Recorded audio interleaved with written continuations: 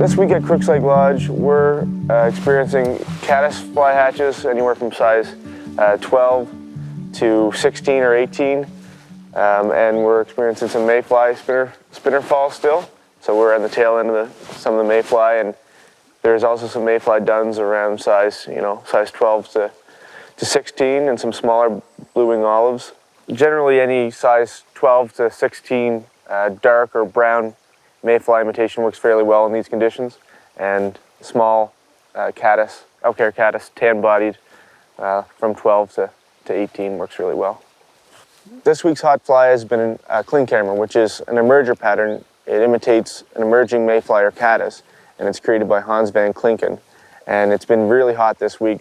The fish have been on emergers, and we found this pattern, and we've had great success with it, catching a fish on 7 pounds on that fly. So it's been great. Got him. I seen him, he rose just right behind it. Ooh, it's not giving me a chance to get him on my reel. So I'm gonna have to fight him this way until I get control of him and keep a tight line. Keep a tight line on him. It's important, if you can, to get him on the reel as quick as possible. If he starts running at you, you gotta strip the line in. Okay. Beautiful fish. It's a nice fish. Yep, for sure. Yeah. I knew I was gonna love this place, Chris. I knew I was gonna love it. See if I can get his head up. Good man. Oh my goodness. I am extremely excited about this. Dry fly fishing for giant eastern brook trout. Nothing beats it. I've been here approximately 15 minutes. Giant eastern brook trout on a dry fly. A size 12 Goddard caddis. Outstanding.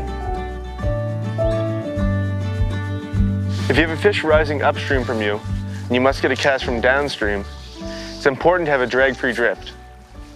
Cast as normal, drop it, and be sure to take in your line as it comes towards you. This will ensure you have a tighter line on the fish, but your fly doesn't drag. Makes it a lot easier to set the hook on the fish. If there's a rising fish downstream of you, such as near that submerged rock, again, you must have a drag-free drift. A similar cast can be used.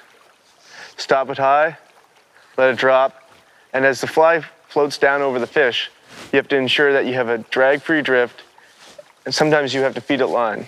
Now, as you're feeding line out, it's really important not to move your fly. You let your fly sit, and as you feed line out, you want to wiggle your rod and feed line from your hands in your slack. And if you need a longer drift, you pull line off your reel and continue feeding it. Another cast you can use is a reach cast. A normal cast, and as you push forward, reach across upstream, that also gives you a nice drag-free drift. I don't know where it is. Oh. Got him. I just struck when I seen the fish come up. Yeah, good hook set, Bill. Yeah. Nope. Sometimes you have to use primal instinct. Yeah. Nope, No, on the it's on the emerger emerger. again. Yeah. On And the you would have emerger. swore it was a dry fly take, wouldn't you? Yeah, the way he came up. Yeah. But he hit it on the way up, that's what he did, and he just couldn't stop. Trying to turn his head. Tough, eh? I don't want to make a stab at him. Nope. Woo! Just about had a wet guide. I'd rather get wet than break him off. You ever hear the limbo? Labrador limbo? That's what that's called. Labrador limbo, that's a good one. That's a new one to me. Keep your head up. Good man, outstanding.